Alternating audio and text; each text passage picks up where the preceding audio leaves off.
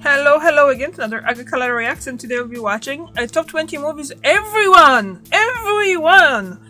should see at least once from Mrs. Mojo. And let's just watch and see. I'm gonna get a piece of paper and something to write, and I'm gonna, out of 20, I'll see how many I'm gonna actually watch. And let's just get, do I have pen that actually works? I wonder. No. Pencil. I found a pencil. Okay. So, I'm gonna make a note of how many actually I've seen it. So, let's start and see. And this is Spirited Away. Haven't seen it yet. We start great. Can you tell me where Zaniba lives? You'd go to Zindiba's? It might help, but she's one dangerous witch. Welcome to Ms. Mojo, and today we're counting down our picks for the top 20 movies everyone should see at least once. I've seen Casablanca, and that's recently, in like the past year or two. It was actually in cinema for the anniversary. What about us? We'll always have Paris. For this list, we're ranking the big ones, the films that are considered classics by many, and those that should probably be part of a balanced cinematic diet at least once during your lifetime. Can you think of any we missed? Let us know in the comments. Number 20. Parasite. Haven't seen it. The critical and commercial success of Parasite is impressive for a number of reasons, and this in part influences why it deserves your cinematic attention. 지금 감정이 너무 막 여기 위에 올라가 있는데 그것 좀 여기까지 좀 내려보세요. 어쩔 수 없이 들었어요. 이걸 좀 함축시켜가지고 탁. For starters, it's the first film to win the Academy Award for Best Picture that wasn't filmed using the English language. In this, Parasite manages to help change the foreign language stigma that's long been associated with the Oscars, while at the same time exposing international cinema to a wider audience. 우리 아들. 그럼 이 집이 이게 너의 처갓집이 되는 거네? Similarly, director Bong Joon-ho comes from a genre cinema background, with Parasite further vindicating creators from this world as real contenders when it comes to movies of all shapes and sizes.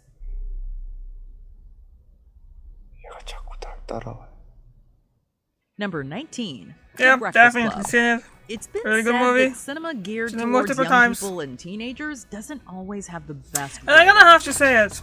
Ma. I've seen it as a kid, I've seen it as a teenager, and I've seen it as an adult. And every time I took different things out of it.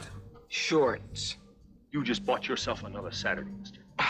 Crushed. You just bought one more right there. Thankfully, there have been films like Fast Times at Ridgemont High and The Breakfast Club to challenge that conception and stereotype. Both films display a lot of respect for their young protagonists and treat their problems with seriousness.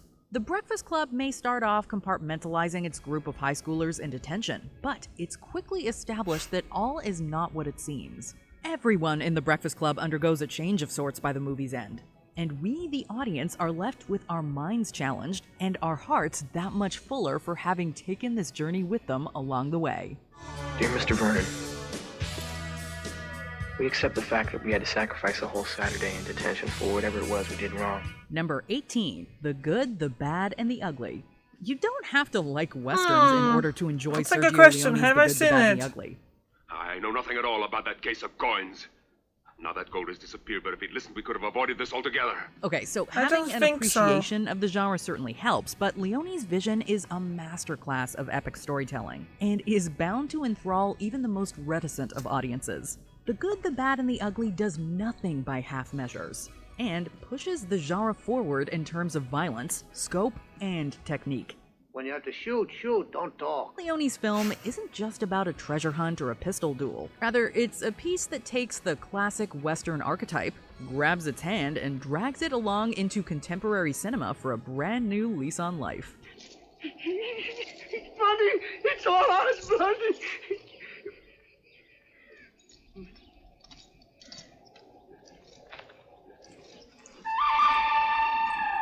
Number 17. Singing Yeah, in the I've Rain. seen it years and years You ago. have not lived until you've seen Gene Kelly dance, and you haven't seen It's a Gene time- Kelly it's about the dance time for me until to you've watch it watched again, I Singin' in the think. Rain. I'm singing in the rain, just singing in the rain. The impact of this film is similar to that of Leone with westerns, in that it doesn't matter whether musicals are your thing. Singin' in the Rain is old Hollywood glitz and glamour at its finest, and represents a bygone era of class and artifice. There's a grace and beauty to the singing and dancing on display here, as Kelly and his co-stars Debbie Reynolds and Sid Charisse light up the screen like lightning during a thunderstorm. There's just an electricity to Singin' in the Rain that cannot be matched, and it's certainly a movie that everyone should see at least once.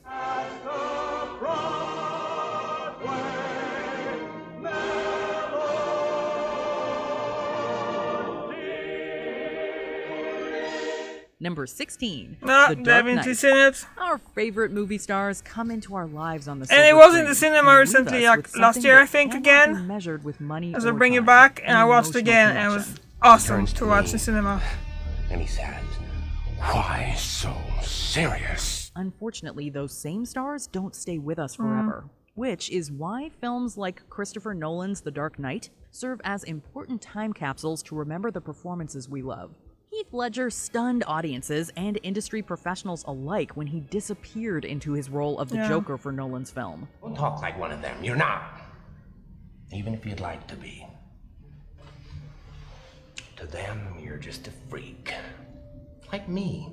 The Dark Knight may be about Batman, but it's Ledger's movie full stop, and his performance is something that needs to be seen to be believed.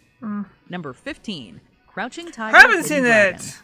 Crouching Tiger, Hidden Dragon was following in the footsteps of Giants back when it was released in 2000, thanks to its incredible crossover appeal with audiences. 你看他干干净净的，因为他杀人不沾血。你不是个滥杀无辜的人，所以你才配用这把剑。 It's easy to compare the explosion and acclaim received by the film to the kung fu craze that ignited in the wake of Bruce Lee's Enter the Dragon back in the 70s. However, Crouching Tiger, Hidden Dragon is important for additional reasons, in that it also deviated from that 70s martial arts stereotype, bringing the more physically graceful and thematically complex wuxia style to the masses. Is it a martial arts film? Certainly, but Crouching Tiger is also much more than that. It is a beautiful cinematic experience that begs to be savored. 有一个传说，如果谁敢从那个山上跳下来，天神就会满足他一个愿望。 Number 14, Apocalypse Now. No, that's a tricky one, because I don't know, I can't remember. There was time when I was watching movies like that, I was pretty young teenager, and I don't think that movie was kind of for me. I don't think I've seen it. No, I didn't. Boy, just how epic Francis Ford Coppola's Apocalypse. I think I've seen so much about that movie that it feels like I did seen it, but I don't think I actually watched the whole movie Now ever. Was in scope.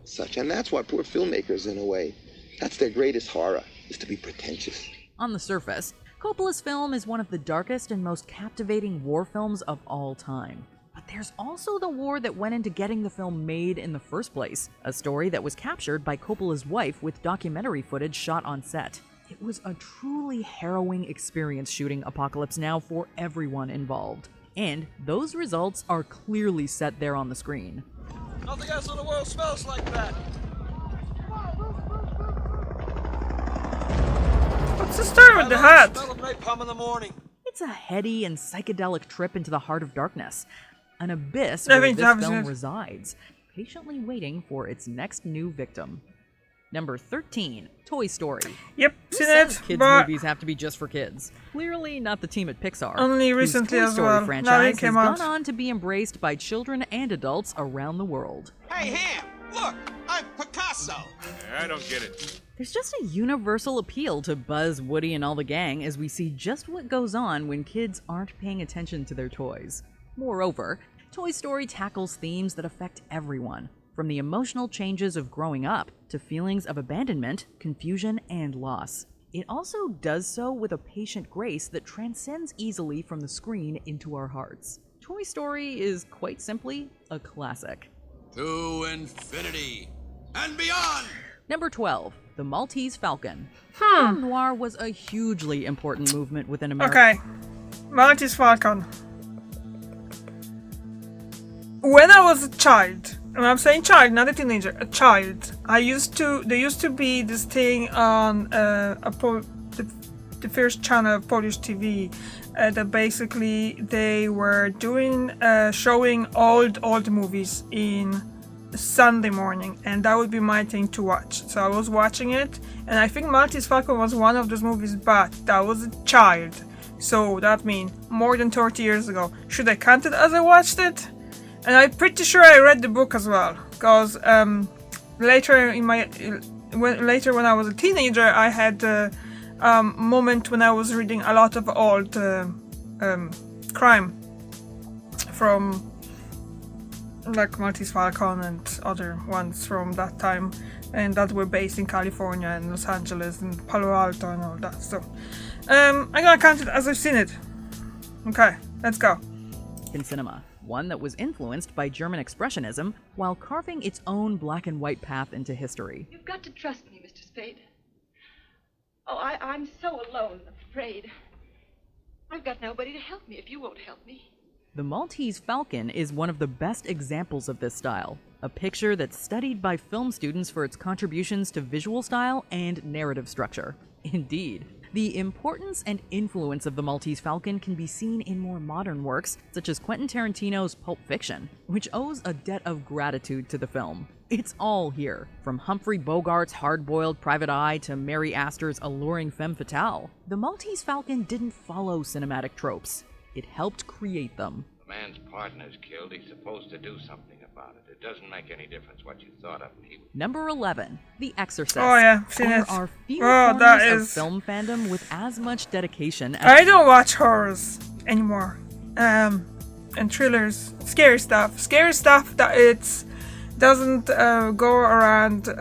Let's say aliens. I have no problem with watching something that's not set in the world. On Earth. It's somewhere on a different planet and it's scary. I have no problem with it. That's why I'm really looking forward for the new Alien Romulus movie. It's coming out this summer, and I've seen the trailer and it looks awesome. But The Exorcist, I watched it, I say 15 years ago with my friends. That thing scared the crap out of me. It's a movie, but that literally it scared the crap out of me.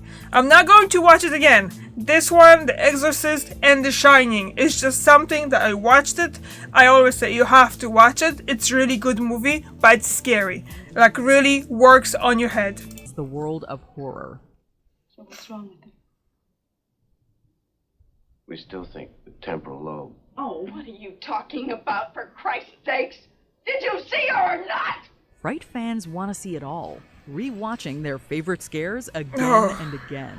But what about desert island horror? The films without which fans simply could not live. The original Halloween is certainly on that list, but perhaps chief among them is William Friedkin's The Exorcist. It's the Citizen Kane of horror films, a tour de force that still manages to disturb decades after its original release. The Exorcist was a viral hit before the term was even invented. A word-of-mouth shocker that thing went is, on to even the help pieces define of the it genre just to gets this me. very day. He will like to confuse us. But he will also mix lies with the truth to attack us. Number 10, Citizen Kane. Haven't seen Speaking it of still. Citizen Kane, there's a reason why this 1941 film continues to receive so many accolades by film scholars. It's simultaneously a textbook example and a game changer for the medium, an achievement that went on to define the career of Hollywood icon Orson Welles. Countless filmmakers studied the editing techniques, the story structure, and cinematography of Citizen Kane. Composers listened to Bernard Herrmann's iconic score and tried to emulate its rousing and textured themes. Perhaps unsurprisingly, Citizen Kane wasn't a financial success during its initial run. But word travels fast, and it wasn't long before Wells's work would go on to become one of the most influential films ever made. The indictment, prosecution, and conviction of Boss Jim W. Geddes. Number 9. The Lord Obviously, of I've the seen Rings, it. The Fellowship of the Ring. Retaining an audience's interest throughout the runtime of a big-budget epic is not always easy. Don't you lose him, Samwise Gamgee. I don't mean to. Sam, we're still in the Shire. What could possibly happen? That is, unless your name happens to be That Peter scared me. Jackson. That's not even that The scary. first film in See what Jackson's Exorcist Lord does of the to me? Rings trilogy followed in the footsteps of other filmmakers who attempted to bring the world of author J.R.R. Tolkien to life. Respected filmmakers such as Ralph Bakshi, Jules Bass, and Arthur Rankin Jr. This time, however, Jackson had the budget, the setting, and the cast to make an update that would serve for many as the definitive depiction of Tolkien on screen. And it's difficult to argue with those people, since the Fellowship of the Ring still possesses such an emotional resonance and cinematic relevance. It's truly an achievement. So do all who live to see such times, but that is not for them to decide. All we have to decide is what to do with the time that is given to us. Number 8. Modern Times. I haven't seen it. The world of silent film spawned a number of notable stars and impossibly creative legends. Buster Keaton was one, while Modern Times, our next entry, comes from another, the iconic Charlie Chaplin. Chaplin's film serves as one of the best entry points for newcomers, as it not only sets on display the actor's natural charm and amazing physical comedy skills, but also his ability to inject scathing satire into a narrative. Modern Times takes square aim at America's Industrial Revolution, and even got Chaplin in trouble with the United States government, thanks to his left-leaning political views. Despite, or perhaps because of this controversy, Modern Times remains unerringly relevant. Number 7. Gone with the Wind. Everyone loves a big-budget epic, right? Titanic was a massive success when it was released back in 1997. No, I don't think I've seen it. 1939's Gone with the Wind might be I one haven't of seen the it. OGs of going big. Not gonna be any war. Honey, of course there's gonna be a war. If either of you boys says war, just once again, I'll go in the house and slam the door. Today, some of the film's content stands out as controversial and requires a discussion of context. But this changes nothing about Gone with the Wind as both a technical achievement and cultural touchstone. Newcomers may be caught off guard by the film's 3-hour-plus running time, but Gone with the Wind remains one of those films It's not that with long which compared true to some of the scholars movies the coming out the medium last should few invest their years. time. It's a grand, sweeping, romantic story, the likes of which cinema will likely never see again. Red, you go. Where shall I go? What shall I do? Frankly, my dear, I don't give a damn. Number 6. Star Wars Obviously, I've Episode seen it. 4, A New Hope. The 70s were a true golden age for American cinema. From character-driven pieces and genre fare to the summer blockbuster season that unofficially kicked off with Steven Spielberg's Jaws. Elsewhere, Spielberg's friend and colleague George Lucas was placing his own stamp in cinema history with a little film of which you may have heard, called Star Wars. I'm a member of the Imperial Senate on a diplomatic mission to Alderaan. You are part of the Rebel Alliance and a traitor. Take it away! Sure, it may be known today subtitled as Episode 4 A New Hope, but back then, it was known simply as Star Wars, a worldwide phenomenon that captivated the imaginations of moviegoers everywhere. Star Wars was the space opera to end all space operas, a smash hit that forever changed summer were cinema there space trips, operas and before led that? to one of the most beloved movie sequels, The Empire Strikes Back. Not true. Number 5. Seven Samurai. There Oh, no. are Another names movie that I always cinephiles hear about it, but never recognize seen as it. true masters of the silver screen. One of those names is Akira Kurosawa, a Japanese legend who crafted some of the art form's most influential movies.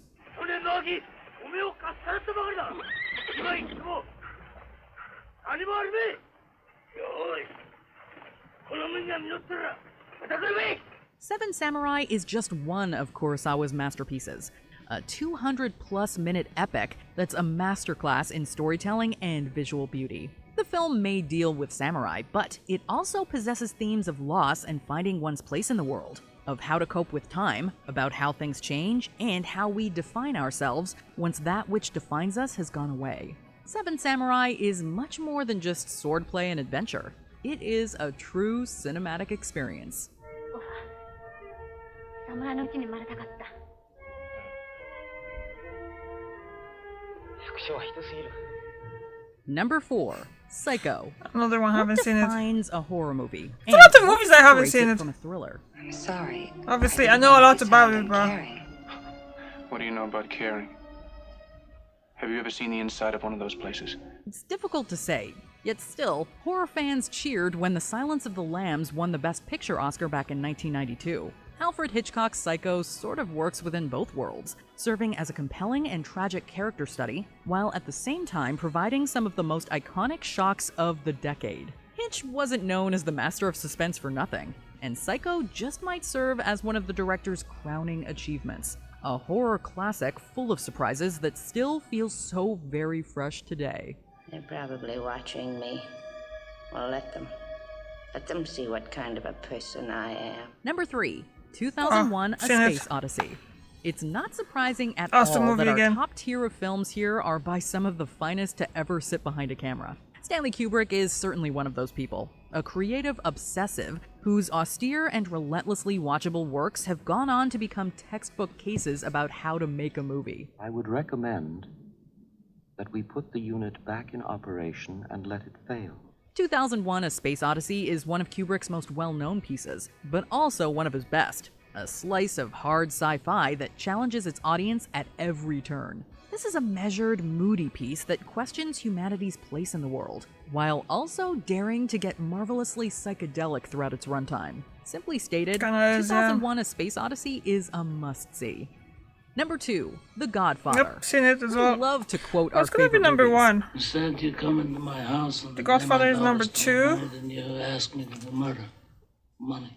And like it or not, some of those quotes become Oh, so Casablanca. well-known, they enter the pop culture zeitgeist Oh wait, and no, that was lexicon number forever. 19, isn't The it? Godfather is one of those films, but it's also an outlier in that Francis Ford Coppola's massive crime epic still lives up to all the hype. This is a film that never gets old, no matter how many of its beats you've memorized or how much trivia you know. It's a marvel that Coppola was able to assemble this perfect cast and deliver this perfect movie at the perfect time. The Godfather is tops, and watching it is always a good decision. This one time.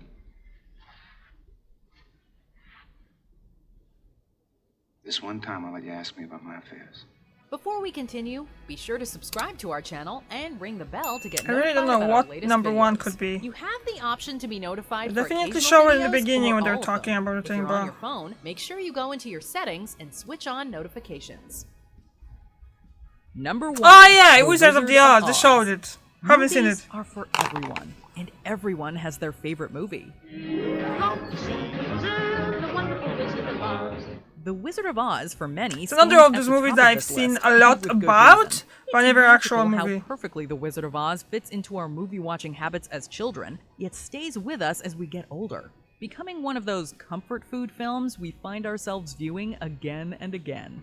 And if you've never seen The Wizard of Oz, it doesn't really matter, because a first-time viewing is just like the 100th. Warm, familiar, and universally nostalgic. The wonder of Dorothy's adventures in the land of Oz are part of cinema's DNA, strands of indescribable magic that unite us all as movie fans. Remember, my sentimental friend, that a heart is not judged by how much you love, but by how much you are loved by others. Do you agree with our picks? Check out this other recent clip from Ms. Mojo. And Okay, so again, I've seen some of them, I haven't seen some of them. Let's see, let's count, because I have this little list here. I made little notes. So we have 1, 2, 3, 4, 5, 6, 7, 8, 9, 10. So I've seen half of them. Half of those movies I've seen from the list.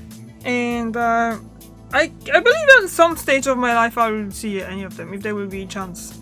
If there will be, I don't know, bring it back and there will be Wizard of the Oz in the cinema, definitely gonna go to see it. What else? Oh, 2001 Space Odyssey, if it's gonna be. I've seen it, but if it's gonna be in cinema, definitely gonna go and see it. Yeah, some of the movies that just like something that you have to go and see in cinema, isn't it? Okay. How many of those movies did you see? Did you watch all of them? And what's your favorite one of those? Thank you very much for watching and I see you tomorrow. Bye!